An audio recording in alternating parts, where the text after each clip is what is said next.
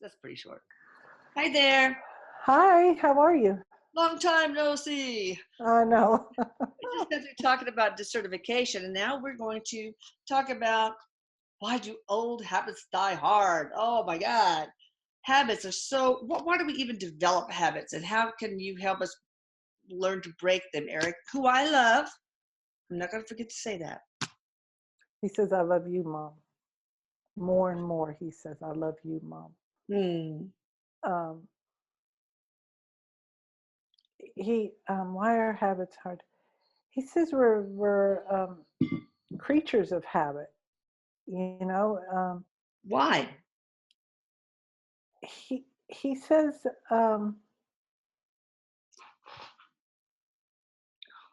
he's showing me like we're no different than some of the other creatures who are of habit. He's telling me he's showing me animals in the wild are have habits on what they do, like what they do after they eat, where they like to lay down, how they like to lay down, how they like to face or something. Well, they He don't says, probably have bad habits like we do, like "N- smoking and nail biting and no. Now he says, eating our but emotions. I know, but he says, um, we have these habits.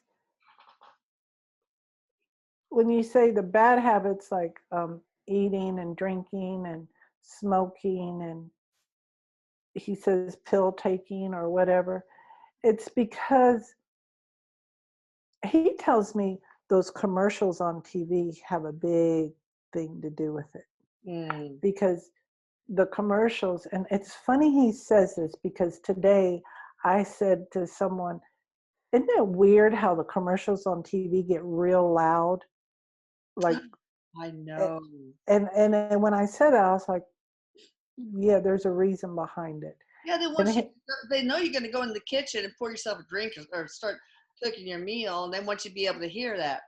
he says that there is stuff behind that. He says the commercials, the way they're designed, it's so we remember them and stuff. You know, um, and he says the way they make commercials, food to look like so delicious, and they always advertise things where it's you have fun and you have friends and you have family, and this plays in our thoughts. Oh yeah. And so we learn this, and then he says, of course, a lot of this stuff is generational. He says, we learn from by what we've grew up with, and then he says, um, but we also learn from, he says, from what we see and hear. But he's saying TV has a lot to do with it, the Well, advertisement. do they have subliminal messages? He said they do. He Oh, says they God. do. That should be against the law. So go buy a candy bar. Yeah, or go buy a keg and celebrate, or go buy this alcohol. They make it sound so fun, but then they do in real small captions, drink responsibly, or Yeah, right. um, um, Erik is laughing because I remember when they used to have cigarette commercials on TV Oh and yeah, stuff I like did that. too. Little dancing packages of cigarettes. Uh-huh. And they'd make those cigarettes real fancy for women. They put flowers on them, and It had somebody to say, "My doctor told me to start smoking to help my cough." Yeah, until you yeah, start coughing up blood from lung cancer. yeah. But it's that, and he says also too. Um, there are things, those type of. Um, he says the nail biting distracts us. Oh, well, how does it do that? It distracts us from our Our thoughts. thoughts, our thoughts, we kind of like just go in a zone. He says because we're so focused on getting that nail. And probably the same with hair pulling, trichotillomania. He says that hair pulling, and I knew someone that did that. He says that hair pulling, it gives them something because they're really looking for that one hair to get, but they like the sensation Oh, the sensation, yeah. of the pulling. It gives them some kind of a gratification, something to do with that. Maybe it releases endorphins because Lucas used to, and he still does actually, wants me to just like take his hair on his scalp and pull it. He just loves that. It relaxes him. Maybe it releases endorphins. That's different than, he says that's invigorating. And he says, and there are some types of massages that do that because it's almost um, like it adjusts things. It's just waking things up. And he says it's the blood flow. It helps the blood flow, is what he's saying. Yeah. When But we do I bet that. it releases it. I know that horses, they do cribbing, which means they just chew on the wood of their stable, and Mm-hmm. it's very destructive, but it's because it releases endorphins. And spicy hot sauces, apparently Lucas told me, he's just a font of information today, that really spicy food will also release endorphins, so people kind of get addicted to the rise in endorphins. So I bet a lot of these are they related to endorphin release? Erik says yes, because he's showing me with the hair. He's showing me, even though it helps the blood flow, the circulation. He says that is also the endorphins being released and stuff like Okay. that. Yes. What about the habit of eating when you're unhappy? On the rom-coms, you always see some lady had a breakup with her boyfriend, and there she is with Haagen-Dazs. He says that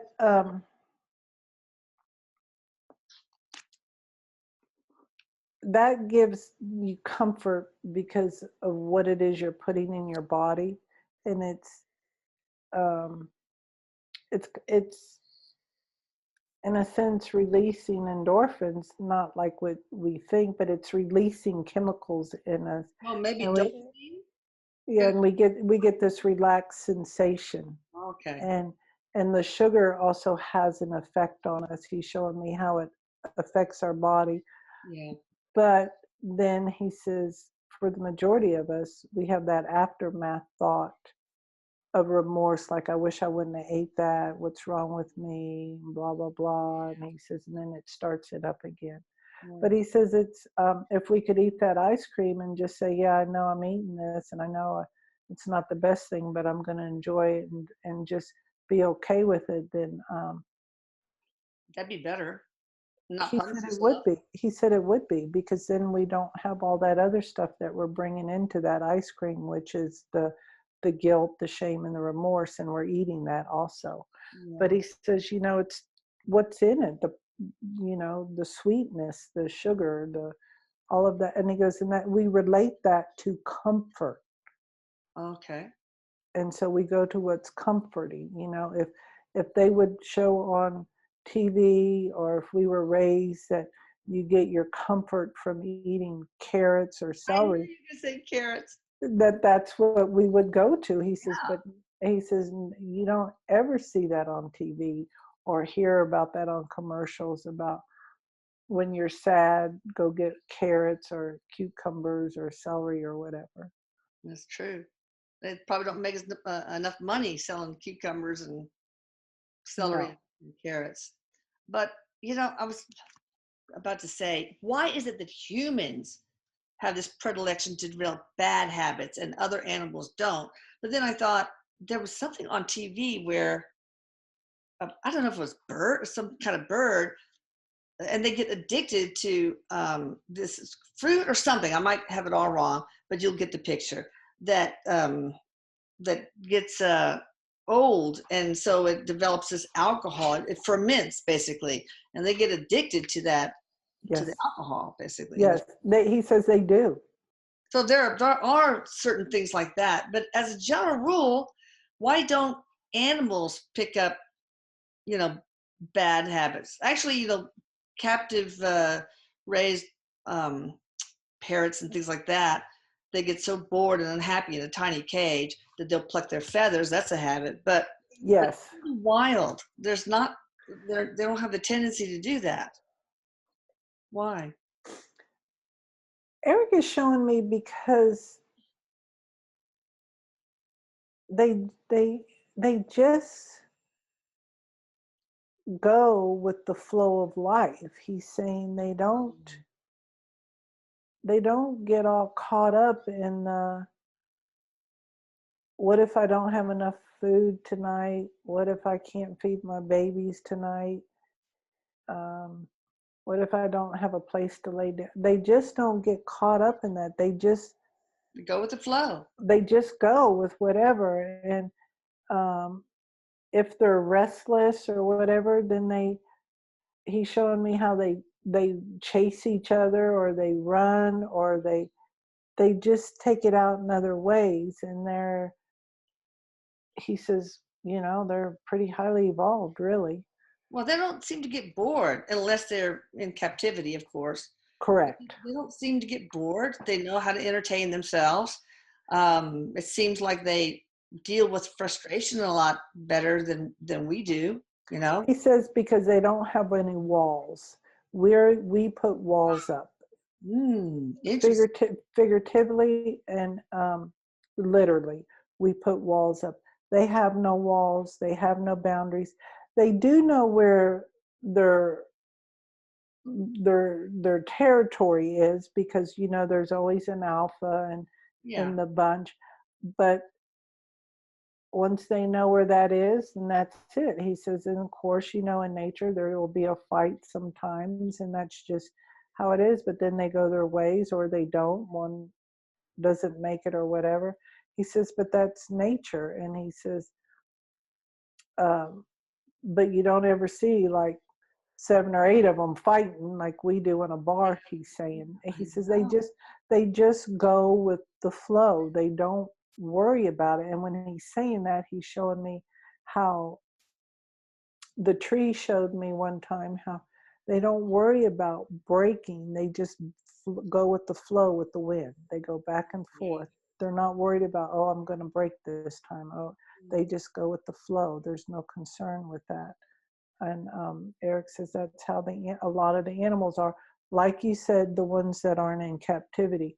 Now, the ones that are, like dogs, you leave them in the house when they're a puppy, they don't have ulcers. They're going to tear up the couch or tear up your shoes or whatever, because they look to get that energy out, and they do it the only way they know how. Yeah. Because there are walls we put up so they can't go outside and play. Hmm.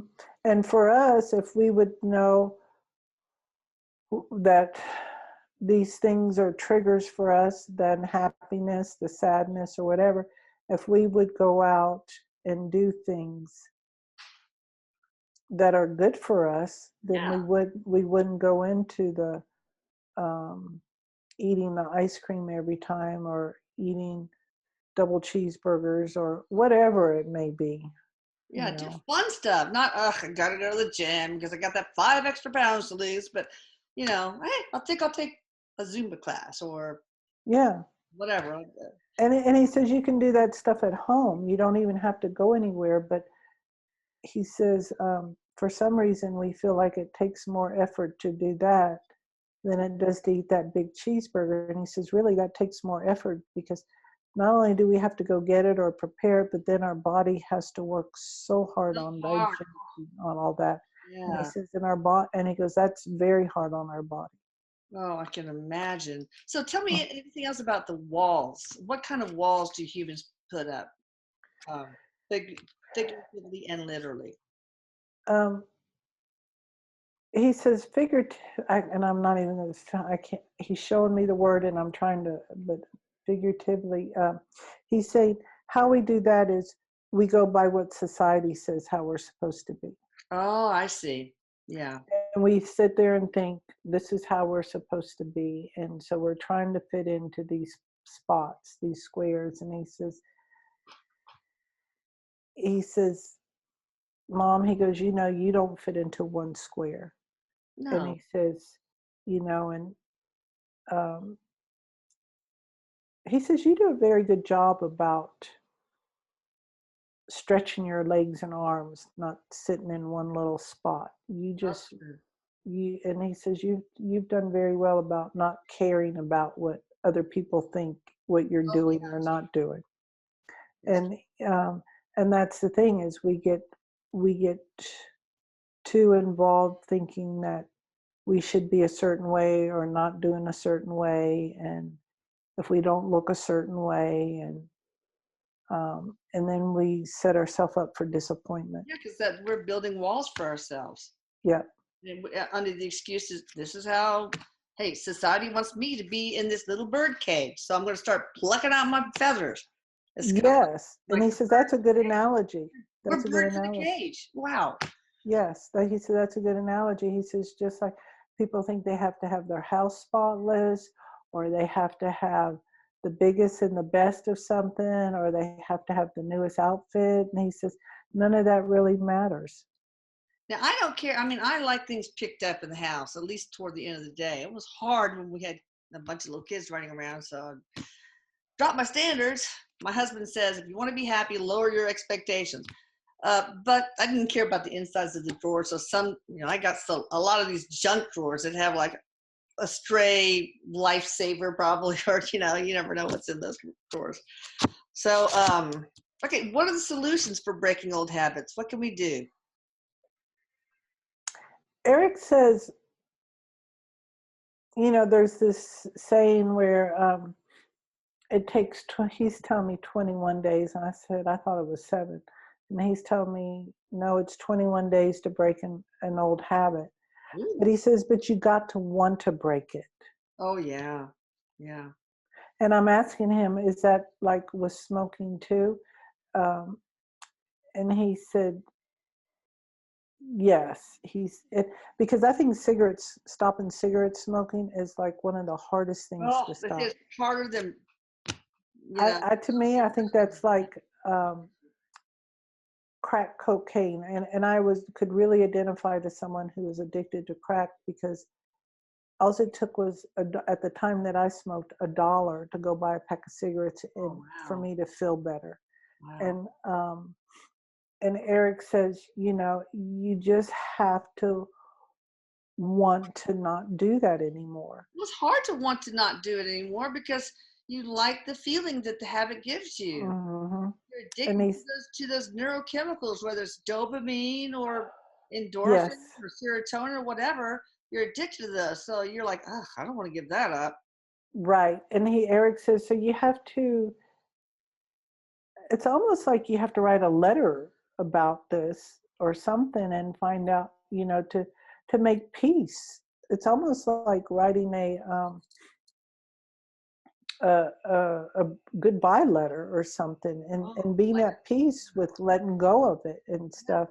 the Erik says, yeah, hold a ceremony or something, he's saying, to let go of it, because he says you can do something for 21 days, but if you have in the back of your mind, I hate this, I really like doing this or whatever, he says that 21 days isn't going to change anything. yeah. And that's why hypnosis doesn't work.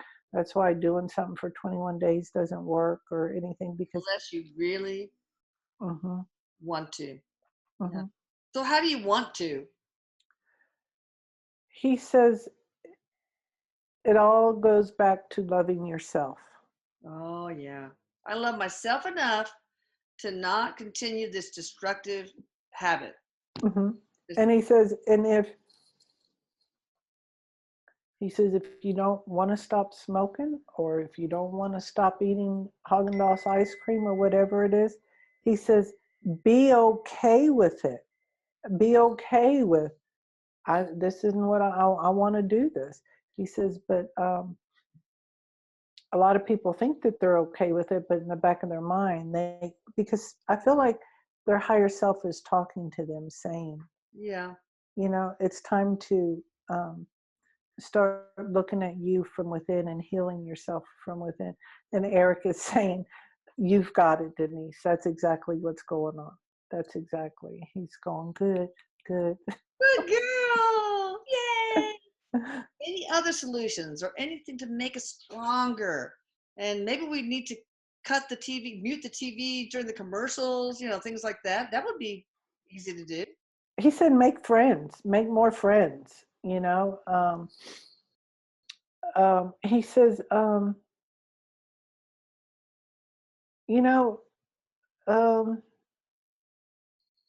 He's telling me there's so many different healing modalities that you can do also to help you with this kind of stuff. Really? Because yeah, and you know, and he says when you're talking about releasing endorphins and stuff like that, he says, you know, acupuncture helps with that. So you can start feeling good. So you can start Oh, feeling the goodness. yeah, because that Uh, releases endorphins. yes, and he's saying Anything painful massages. or semi-painful, whatever. Um, he says usually it's painful when it hits hot spots on you, Oh, okay. but he says massages are good. Or he says are people who are wanting to do weight loss. You know, it's like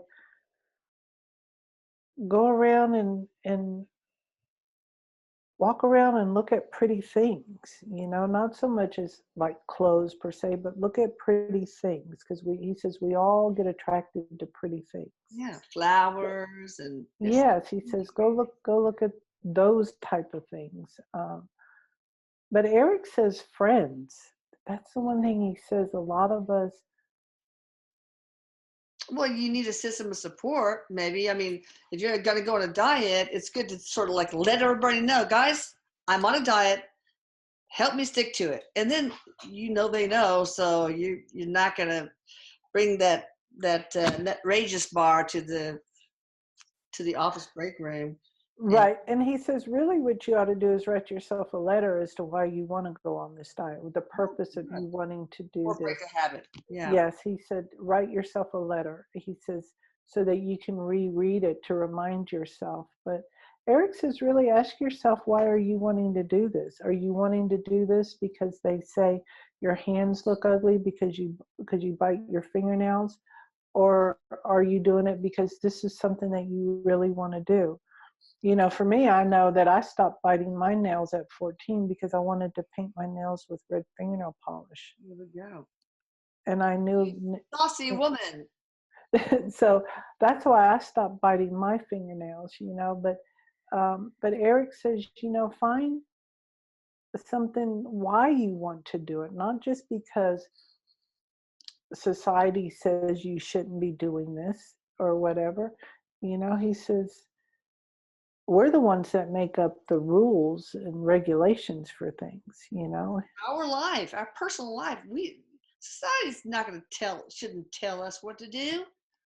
They You know, really shouldn't, Erik says they it. wrote in on if they're going to tell us what to do.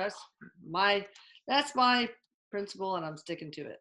Yeah, and Erik says if you want to eat a hot dog and tater tots every single day and you are 100% okay with that, he says, then that's what you should do. I'm wondering if it wouldn't harm you then. I mean, He because said it wouldn't. if you think that eating hot dogs and tater tots every single day is going to damage you, then it might not, because that's law of attraction, right? Erik says yes, it's, and a lot of it's on our thoughts, you know, and how we are okay with it. But he says that there was something, he's telling me we did something on this, but something about, you know, it's, you have to be okay, 100% okay with it. You Yeah. have to be 100% okay with it. But, and he says, and some people can be. There are people who um, are okay with this, just like people interview people, how did you live to be 100 years old? And they say they smoked non-filter cigarettes and drank a shot of whiskey every night and I something know. else. And Well, I've had patients that smoked like chimneys, and they lived till they were in their 90s or whatever, and didn't die from anything related to smoking. Maybe because they think it's not gonna hurt me. I'm not gonna. But if you have this fear, oh, I'm smoking, I hope I don't get lung cancer or emphysema, then you're gonna attract that to you. My sister, one of my sisters, the only one that smokes, I always wanted her to stop smoking, and she just says, "I don't care if it knocks off 5, 10 years of my life. Those are the crappy years anyway." That's Erik is saying, you know, there's something to be said about that, you know. And when he says that, you know, I won't go in the salt water if I have that fear in me is of sharks, oh yeah, ooh, because I feel like I'm going to attract them then. yeah. but I will definitely go in the salt water because I love the salt water Yeah. when I don't have that fear. And why that fear comes in me sometimes and sometimes it doesn't, I have no idea. But I just pay attention to that, and I don't. Um, I just don't go in the water. But Eric says it all has to do, like you said, a law of attraction. He said yes. Yeah. Bite your nails without fear. Eat the Haagen-Dazs without fear. Yes, he says, Eat but the calories and think it's not going to make me gain weight. But if you say, "Oh God, I need to cut my calories down because I'm going to gain weight," then it'll happen.